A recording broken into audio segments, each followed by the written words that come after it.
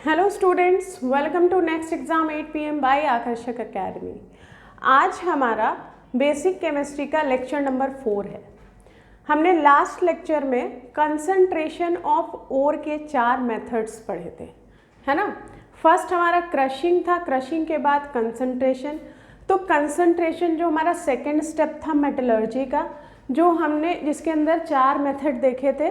कौन कौन से मेथड देखे थे? हाइड्रोलिक सेपरेशन या ग्रेविटी सेपरेशन, सेकंड था मैग्नेटिक सेपरेशन, थर्ड था froth flotation method and last था केमिकल मेथड। तो हमने अच्छे से डायग्राम के थ्रू हमने समझ लिया था कि कैसे कैसे हम इम्प्योरिटीज़ एंड ओर को अलग करते हैं, सेपरेट करते हैं। ठीक है, तो वो स्टेप था हमारा कंसंट्रेशन। ठीक है, अब आ जाता है थर्ड स्टेप। तो थर्ड स्टेप जो है वो क्या था? कन्वर्जन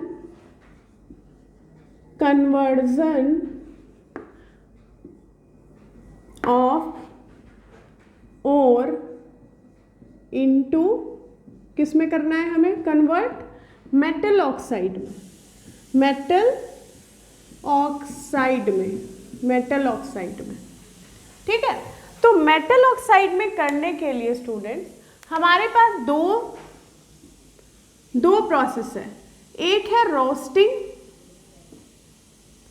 ठीक है, एक है रोस्टिंग और एक है कैल्सिनेशन।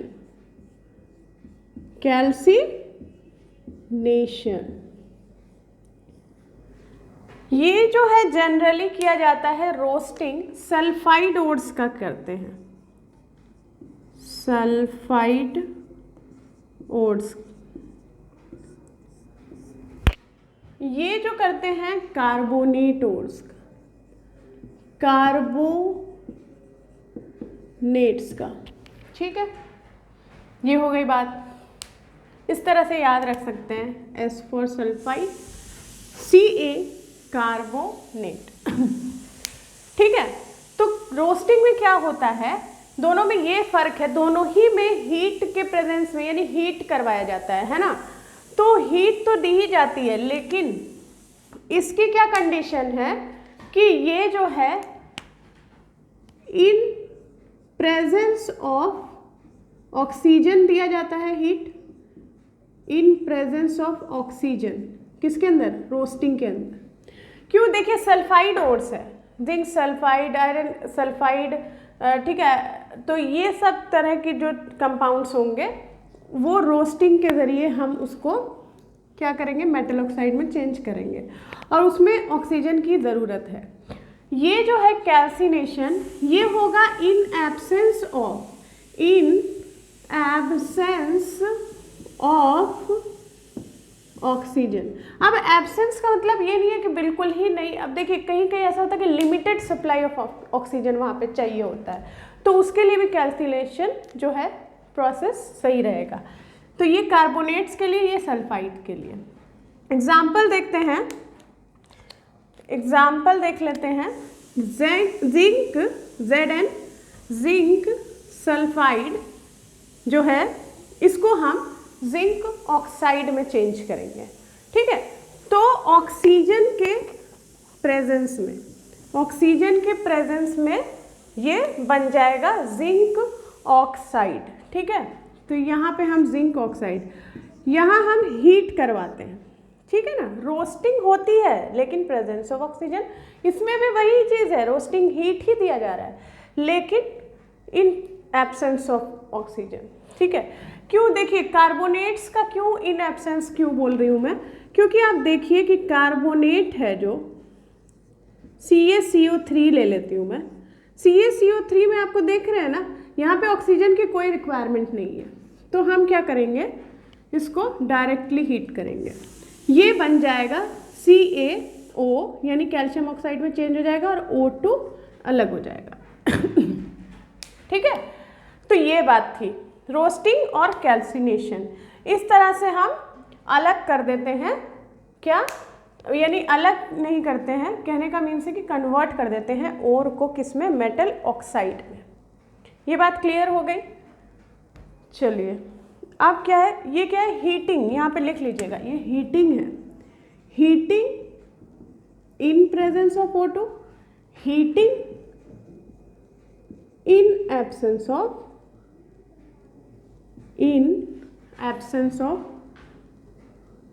O2, यहाँ इन प्रेजेंस। ठीक है, तो इसको नोट कर लीजिए। उसके बाद आता है फोर्थ है हमारा। अब क्या बात होगी, मेटल ऑक्साइड में आ गया, मेटल ऑक्साइड में आ गया तो अब उससे हमें ऑक्सीजन को निकालना होगा। अब ऑक्सीजन को निकालने के लिए हमें एक क्या प्रोसेस यूज करना होगा, रिडक्शन। तो मैं इसको यहाँ से इरेज कर दूँ।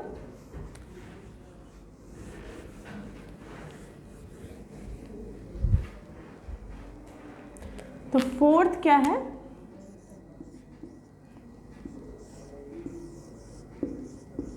Reduction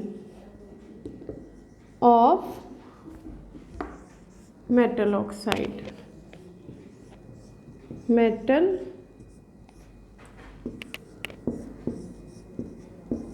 oxide. ठीक है, मेटल ऑक्साइड में से हम ऑक्सीजन निकालेंगे, यानी कि रिडक्शन मीन्स क्या है, रिमूवल ऑफ ऑक्सीजन। इसके लिए हमें चाहिए होगा क्या, रिड्यूसिंग एजेंट्स। तो रिड्यूसिंग एजेंट्स जो होंगे वो कौन कौन से होंगे,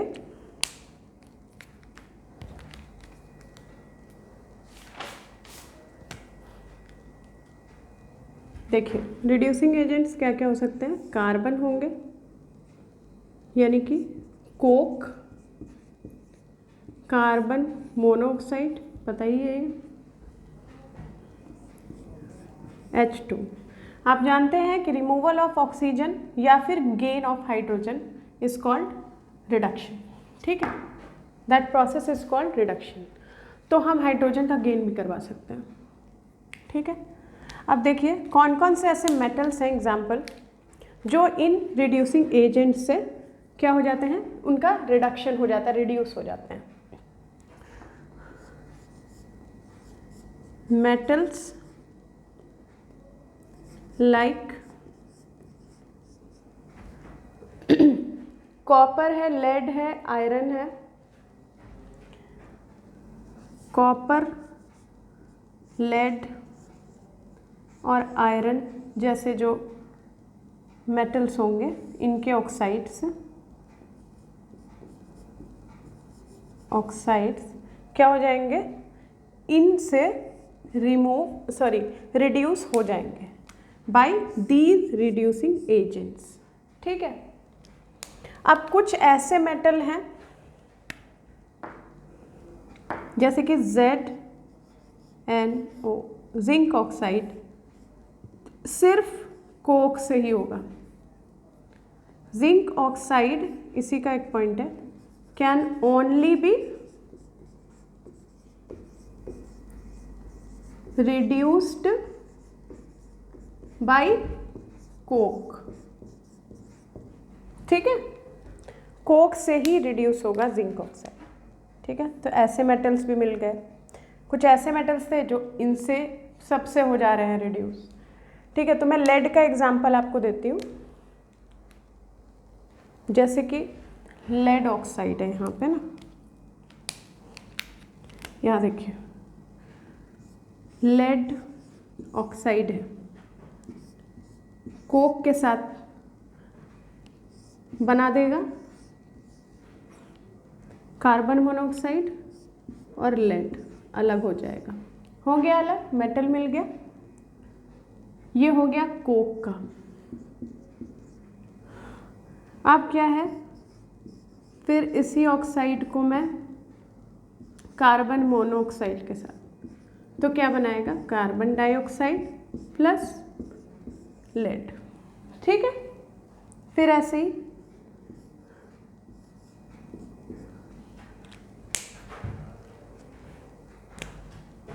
देखिए हाँ, लेड ऑक्साइड किसके साथ हम हाइड्रोजन का गेन करवा देते हैं, तो क्या होगा H2O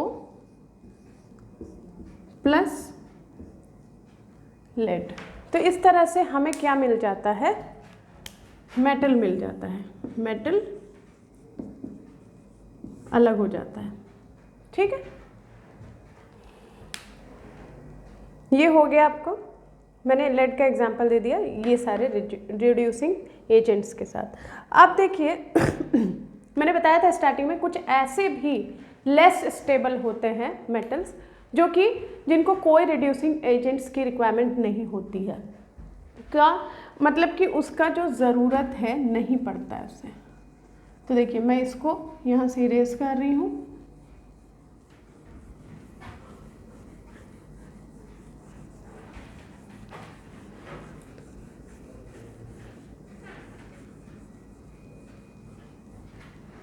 यहाँ पे मैं आपको कुछ मेटल्स ऐसे बता रही हूँ,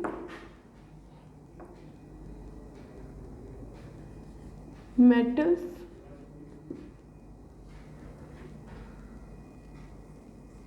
लाइक कौन कौन से मेटल होंगे ऐसे, मरकरी हो गया, सिल्वर हो गया, ठीक है, मरकरी, सिल्वर या गोल्ड भी हो सकता है। ठीक है, तो इस तरह के जो लेस स्टेबल मेटल्स हैं, लेस स्टेबल, वो क्या है,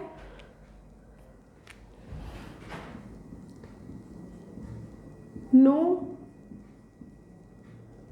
यानी कि they don't need any reducing agents. ठीक है, ये खुद हीट हो करके अपने आप हो जाएंगे। कैसे, जैसे कि सिल्वर ऑक्साइड, देखिए ये सब क्या है, मेटल्स के ऑक्साइड हैं, सब ऑक्साइड्स ही की बात हो रही है। ठीक है ना, यहाँ पे ऐसा नहीं है, ये तो मैंने लिख दिया है, यहाँ पे भी मैंने लिख दिया है, तो मेटल्स के ये ऑक्साइड हैं। ठीक है, तो कैसे होगा, जैसे कि सिल्वर है, सिल्वर ऑक्साइड, ठीक है, वो इस तरह से Ag प्लस हाफ O2 में अलग हो जाएगा। फिर आपको Hg सेम ऐसे ही है, Hg प्लस हाफ O2। ठीक है, तो इस तरह से ये बहुत स्टेबल नहीं होते हैं, बहुत कम स्टेबल होते हैं, यानी लेस स्टेबल होते हैं, जिनकी वजह से इन्हें कोई रिड्यूसिंग एजेंट की रिक्वायरमेंट नहीं होती है और ये खुद ही रिड्यूस हो जाते हैं हीट के प्रेजेंस में।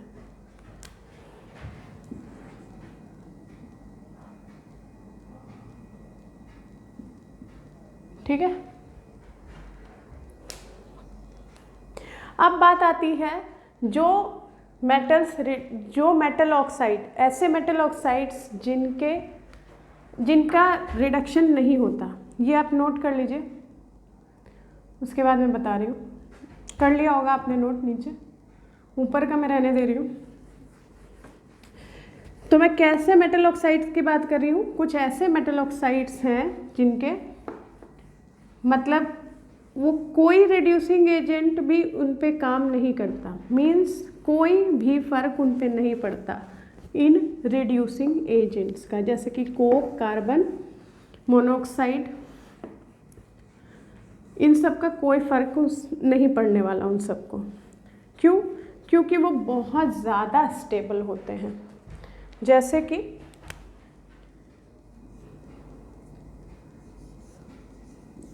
metals like lithium, metal oxide, metal oxides like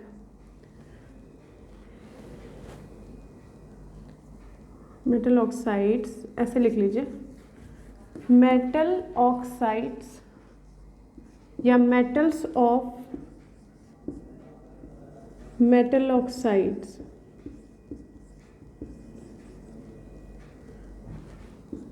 like lithium, potassium, barium, sodium, magnesium, aluminium etc. और भी होते हैं बहुत। तो इन सब के जो ऑक्साइड्स होते हैं वो क्या होते हैं, जल्दी रिड्यूस नहीं होते हैं क्योंकि वेरी स्टेबल होते हैं, very stable, very reactive. So these type of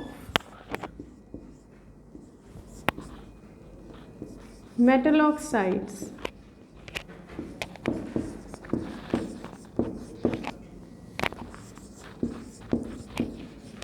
need the process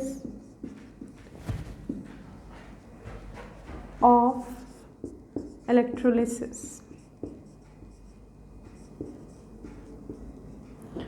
या फिर आप कहिए इलेक्ट्रोमेटलर्जी, क्योंकि हम जानते हैं, हमने पढ़ लिया है लास्ट यूनिट में अपने दैट इलेक्ट्रोमेटलर्जी क्या होती है।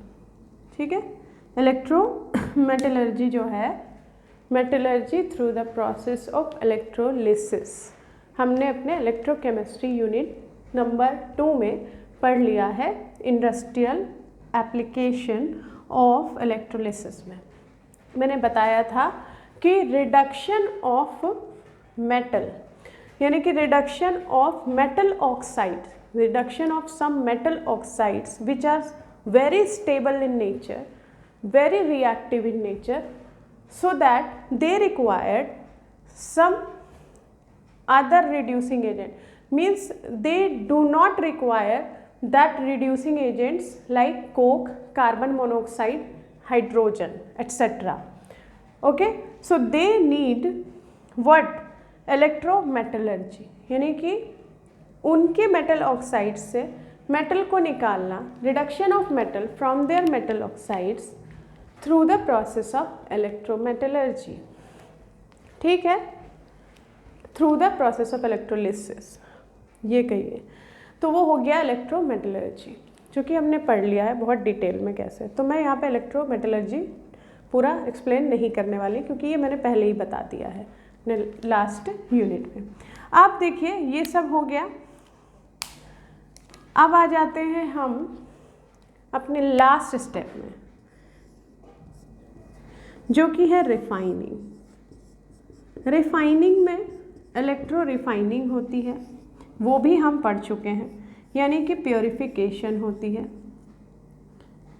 प्योरिफिकेशन। ठीक है, प्योरिफिकेशन होती है या रिफाइनिंग होती है, जिसमें कि मेटल कितना 99.9% प्योर रहता है, डिफाइन करते हैं हम, और उसको आगे हम फर्दर एप्लीकेशन में लाते हैं। Used, can be used for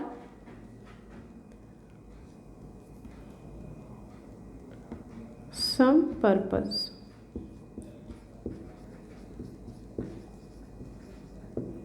ठीक है, ये एप्लीकेशन में ला सकते हैं। तो यहाँ पे इलेक्ट्रो रिफाइनिंग भी क्या है, refining through the process of electrolysis, यानी कि प्योरिफिकेशन, जो मैंने लास्ट लेक्चर में अच्छे से बता दिया है इलेक्ट्रो रिफाइनिंग क्या होती है। ठीक है स्टूडेंट्स, तो इसी तरह से हमारा क्या यहाँ पे एंड हो रहा है, कौन से टॉपिक का, मेटल्स के अंदर जो हमें पढ़ना था मेटलर्जी के स्टेजेस को। ठीक है, तो वो हमारा, इसमें आप इलेक्ट्रो रिफाइनिंग यहाँ पे डालेंगे, किस तरह से ये रिफाइन करते हैं, प्योरीफाई करते हैं। तो किसी एक या दो मेटल का आपको एग्जाम्पल नोट्स में करना होगा, ये नहीं कि मैंने छोड़ दिया है। मैंने इसलिए छोड़ दिया क्योंकि मैंने पहले एक्सप्लेन कर दिया है, आप उसमें वीडियो देख लें। ठीक है, और अब जो है यहाँ पे एक्सप्लेन करने का वही चीज़ कोई फ़ायदा नहीं है जो मैं समझा चुकी हूँ। ठीक है, किस तरह से क्या होता है। उसमें हम क्या करते हैं थे वो थोड़ा सा मैं बता देती हूँ फिर से, जब देख ही रहे हैं तो देखिए इलेक्ट्रोरिफाइनिंग में क्या था, एक साइड एनोड एक साइड कैथोड रहता है इलेक्ट्रोलिसिस प्रोसेस में। अब देखिए एनोड जो है यानी कि पॉजिटिव साइड, एनोड के तरफ हम क्या रखते हैं, इम्प्योर मेटल, ठीक है, जो कि थर्ड स्टेप में आया होता है, यानी कि कन्वर्जन हो करके मेटल ऑक्साइड में आया रहता है। उसको हम क्या करते हैं, इम्प्योर मेटल जो होता है उसको हम एनोड के साइड लगाते हैं या एनोड पर लगाते हैं। और कैथोड पर जो होता है थिन स्ट्रिप, उसी मेटल का हम लगाते हैं जो मेटल हमें एक्सट्रैक्ट करना होता है, क्योंकि हमें उसी पर डिपॉजिट करना है उस मेटल को, ठीक है। तो वही स्ट्रिप हम लगाएंगे और उसके अंदर हम क्या करेंगे कि सेम सॉल्ट, अब जो इलेक्ट्रोलाइट की बात है तो उसके अंदर भाई सेम मेटल का सॉल्ट भी रखेंगे हम, ठीक है। तो फिर कैसे कैसे ऑक्सीडेशन रिडक्शन होता है, फिर उसके बाद क्या होता है भाई, डिपोजिशन होने लगता है किसका, मेटल का, किस साइड, कैथोड की तरफ, ठीक है। तो इस तरह से हम ये जो थिन स्ट्रिप है कैथोड की तरफ वो मोटी होती जाएगी धीरे धीरे, क्योंकि उसके ऊपर डिपोजिशन ऑफ मेटल होता जा रहा है। फिर हम उसे निकाल लेंगे और फिर वो मेटल हमें मिल जाएगा, यही चीज़ थी। तो ये सारा हो गया हमारा स्टेजेस ऑफ मेटलर्जी, पूरा प्रोसेसिंग ऑफ ओर के साथ, इस तरह से कैसे ओर से हमने बनाया मेटल को, ठीक है, जो आगे एप्लीकेशंस में यूज़ होता है हर एक चीज़। तो ये सारा हो गया कंप्लीट। अब हम नेक्स्ट लेक्चर में क्या देखेंगे, अब हमें कुछ मेटल्स दिए हुए हैं जैसे कि आयरन, कॉपर, एल्युमिनियम, क्रोमियम, निकल, ठीक है, टिन वगैरह, लेड, फिर आपको जिंक, कोबाल्ट, ठीक है। इन सब मेटल्स के फिजिकल प्रॉपर्टीज़ एंड एप्लीकेशंस हम देखेंगे अलग अलग, ठीक है। फिजिकल प्रॉपर्टीज़ देखेंगे और एप्लीकेशन जो इम्पॉर्टेंट पॉइंट होंगे इसके, तो ये हम नेक्स्ट लेक्चर में करेंगे। बाकी हमने इधर पूरा टॉपिक अपना इधर क्लियर कर लिया है। मैं फिर से एक बार रिपीट कर देती हूँ क्या क्या क्लियर किया है। ऑकरेंस ऑफ मेटल्स हमने कर लिया, डेफिनेशन कर लिया मेटलर्जी का, मिनरल का, ओर का, gangue, flux, slag, mechanical properties मैंने बता दिया था, प्रोसेसिंग ऑफ ओर या फिर stages of extraction of metals from its ore, जो हमने कर लिया आज ही एंड। फिर उसके बाद डिटेल्स में वही दिया हुआ है, कंसंट्रेशन, रिडक्शन, रिफाइनिंग, ठीक है। और फिजिकल प्रॉपर्टी तो हम नेक्स्ट लेक्चर में स्टार्ट करेंगे, ठीक है। इस तरह से हमारा मेटल का एंड हो जाएगा। फिर हम मेटल फिनिश करने के बाद एलॉय स्टार्ट करेंगे, ठीक है। Okay students, thank you.